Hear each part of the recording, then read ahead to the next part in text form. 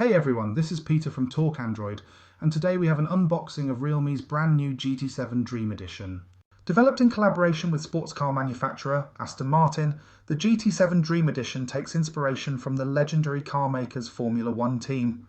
Just like the regular GT7 that was announced earlier today, the Dream Edition is powered by Mediatek's Dimensity 9400E chipset. This is paired with 16GB of RAM and a massive 512GB of storage.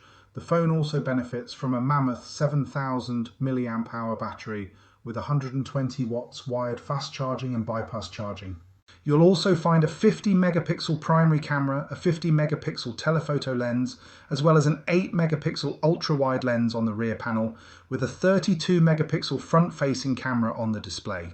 Speaking of the display, it's a 6.78-inch AMOLED display with 6000 nits of peak brightness, 120 Hz refresh rate, and 2780 by 1264 resolution. The phone also benefits from IP69 dust and water protection. Those are the internals, but what makes the GT7 Dream Edition special is Realme's collaboration with the Aston Martin F1 Racing team, which brings more than a touch of uniqueness to the handset. Sporting the iconic Aston Martin Racing Green colourway, the GT7 Dream Edition also boasts the brand's silver wings emblem on the rear panel, which has a two-wing design inspired by the Formula 1 car.